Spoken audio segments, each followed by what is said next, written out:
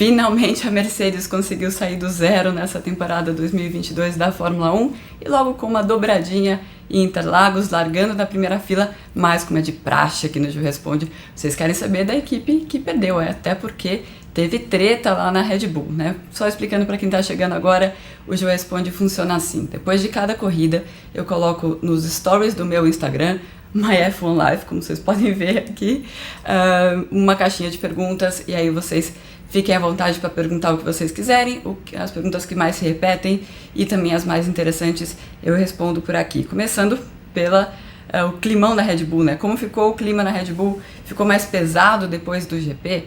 Sim, né? Até nem parecia que a equipe que dominou essa temporada ganhou os 2 campeonatos com sobra e provavelmente vai fazer o vice-campeão também pelo andar da carruagem, né?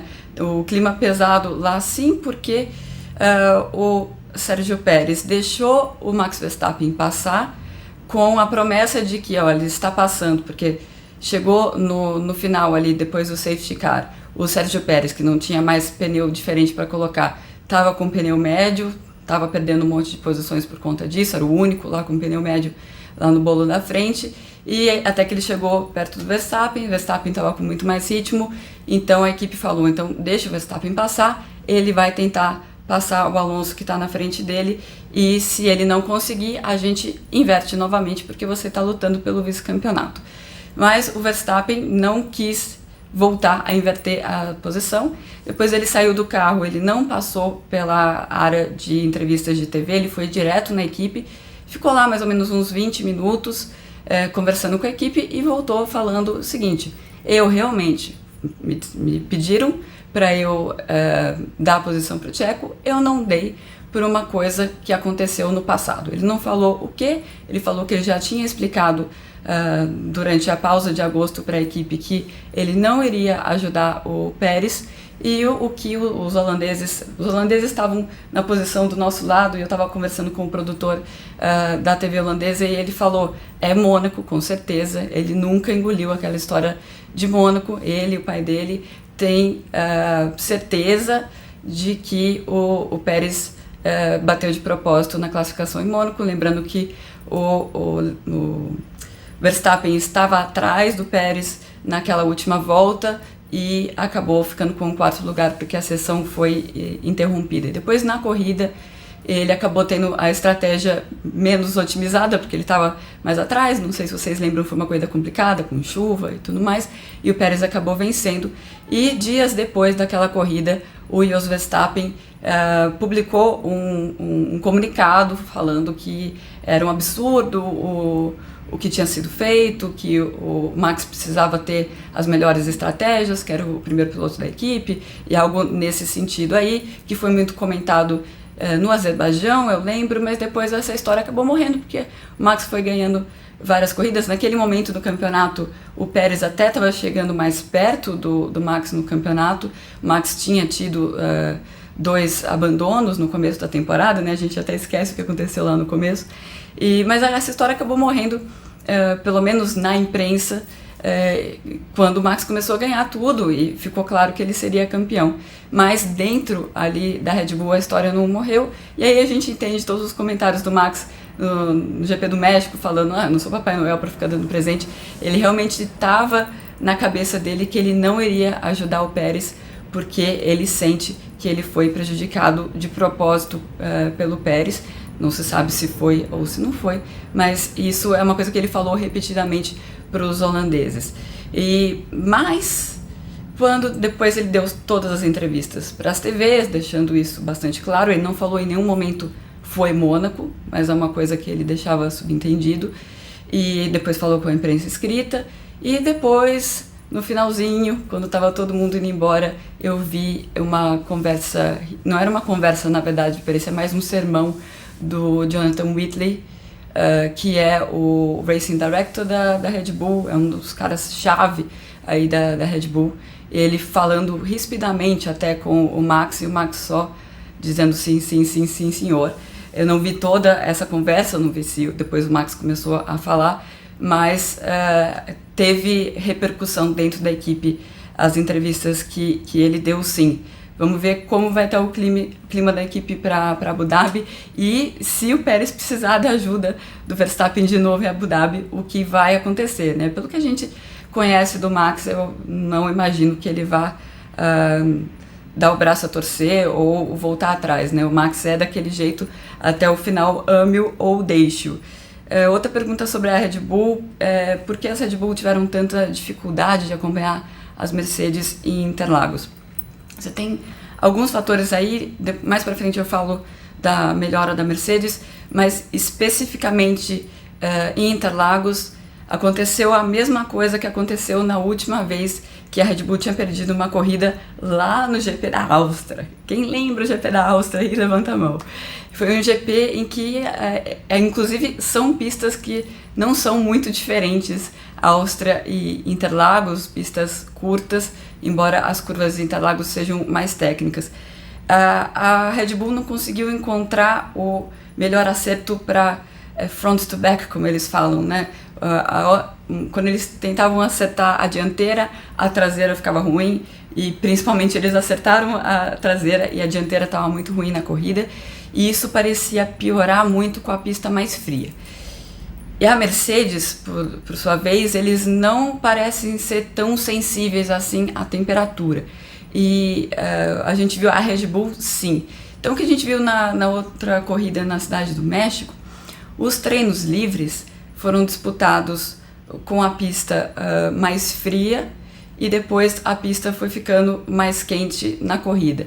E nessa configuração aí, a Red Bull sofria mais do que a Mercedes nos treinos livres e depois na classificação na corrida eles estavam mais perto, estavam melhores do que a Mercedes. E no Brasil aconteceu o inverso, né? O treino livre 1 e o treino livre 2 foram disputados meio-dia, né? Meio-dia e meio, com a pista muito, muito quente, 50 graus no asfalto, e depois as sessões da classificação, a sprint, a corrida, foram ou mais para o final da tarde, a sprint, né, que começou às 4h30, então com a pista bem mais fria, ou com o céu encoberto, como foi a classificação e também a corrida.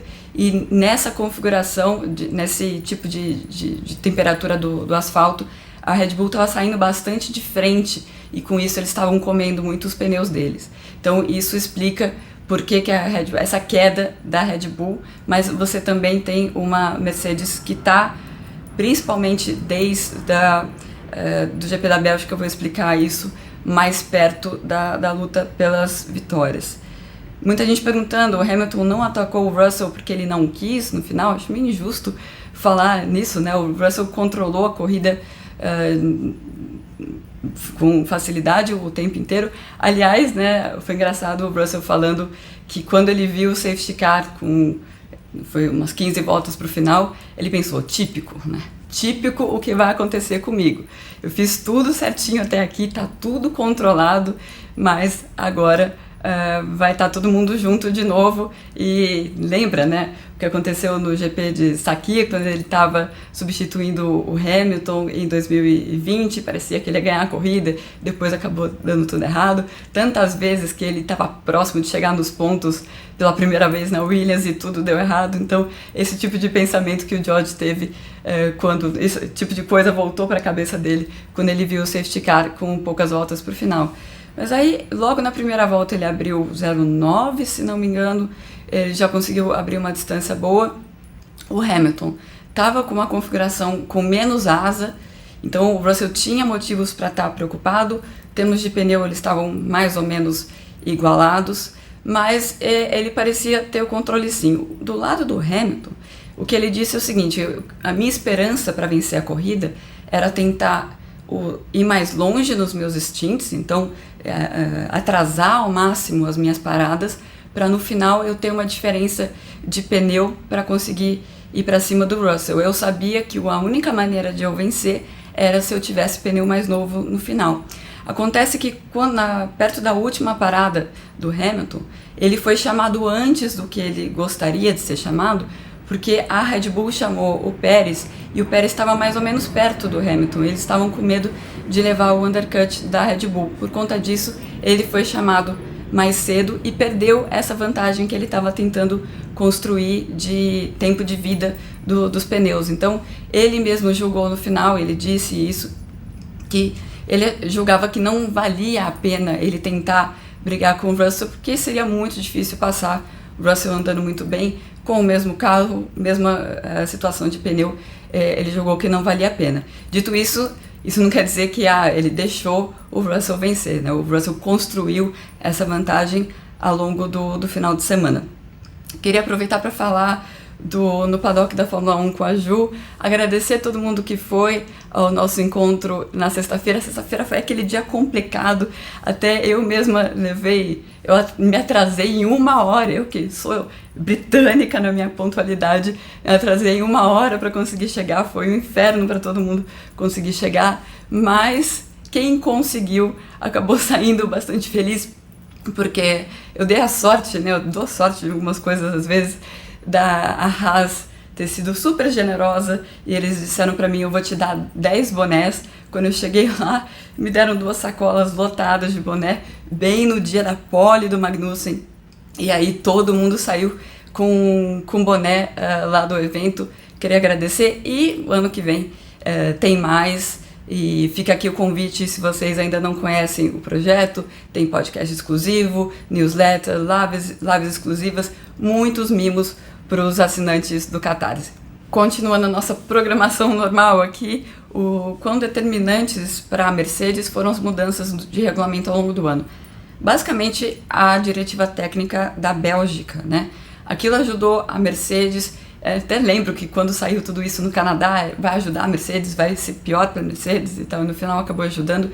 A Mercedes era o carro que estava tendo que ter o acerto mais comprometido por causa do bouncing, né? Porque o carro ficava batendo muito no chão. E a partir da Bélgica, todo mundo, nem todo mundo, mas várias equipes tiveram que comprometer um pouco o acerto, dependendo da pista, por conta daquilo. Até mesmo a Red Bull em menor medida, mas principalmente a Ferrari. E também tem a outra questão, na mesma diretiva técnica, tinha aquela questão da prancha, né, da flexibilidade da prancha, que era uma coisa que Red Bull e Ferrari estavam fazendo, e que a Mercedes não tinha descoberto aquilo. Então, aquilo acabou aproximando um pouco mais a Mercedes, mas também, e principalmente para a Ferrari, foi muito ruim aquela diretiva técnica. Eles não falam abertamente, mas todo mundo vê isso. Foi aquele momento ali para a Ferrari, limitou muito o que eles podiam fazer com o carro deles nesse ano.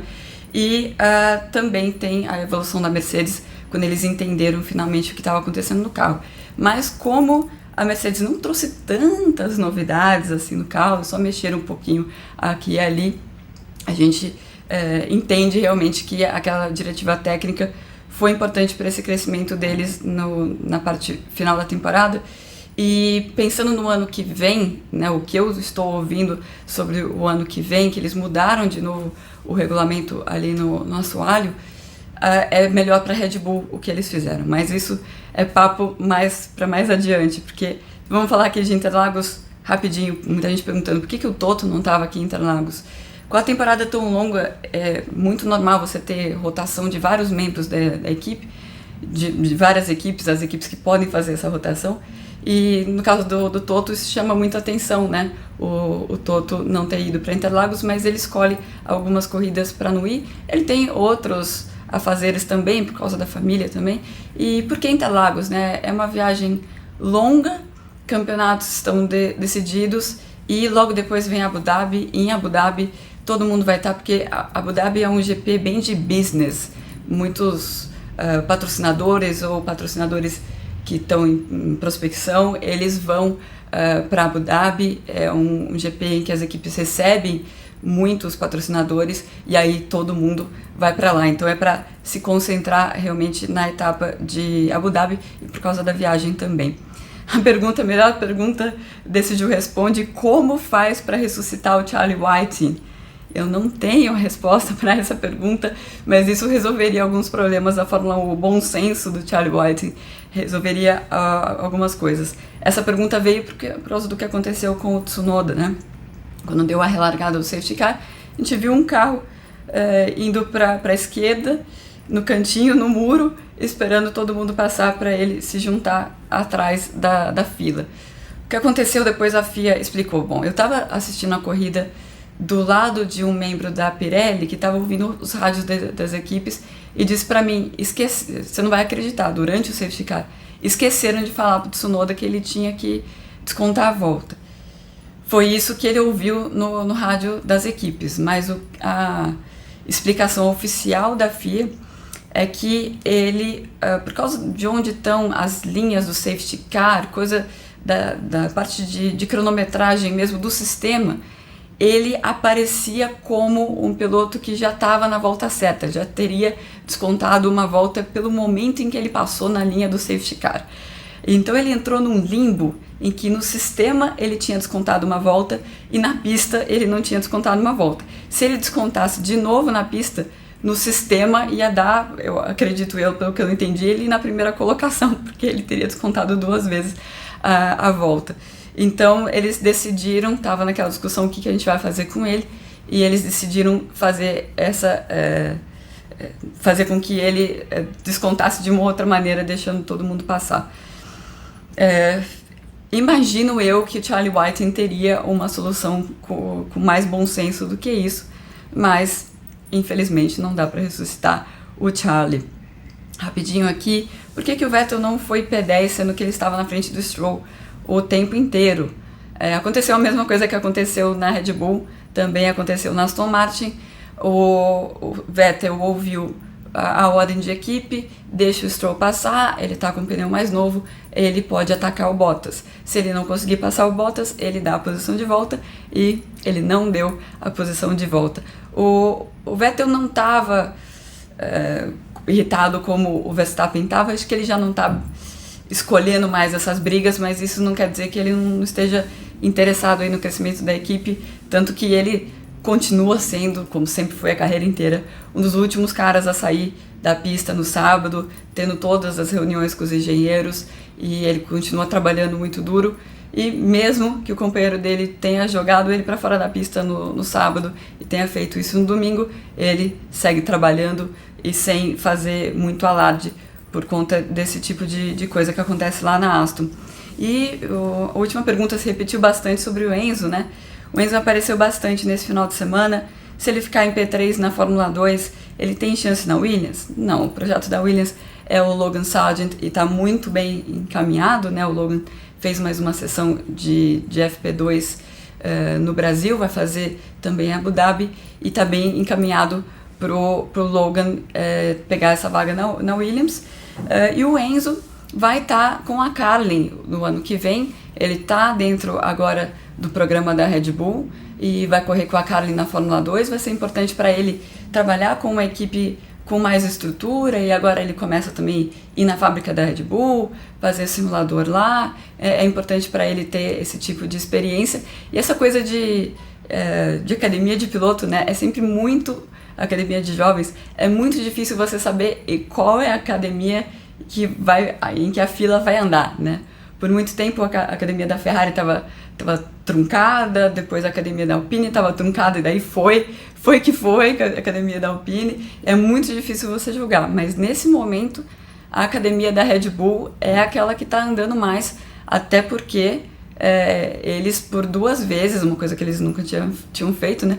Por 2 vezes eles foram no mercado buscar piloto, porque eles não estavam conseguindo formar alguém dentro da academia deles. Então pode ser um bom caminho sim para o Enzo, e agora a gente fica com 2, talvez 3 pilotos aí na boca aí da Fórmula 1, né? O Pietro ainda não está confirmado como reserva na Haas, ele está avaliando se vale a pena ele correr de outra coisa, né? Depende de patrocínio e tudo mais, mas o Brasil chegando um pouco mais perto aí, com o Felipe Drogovic, claro, também na Aston Martin, mais perto da Fórmula 1.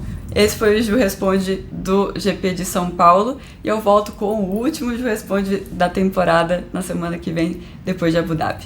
Até mais!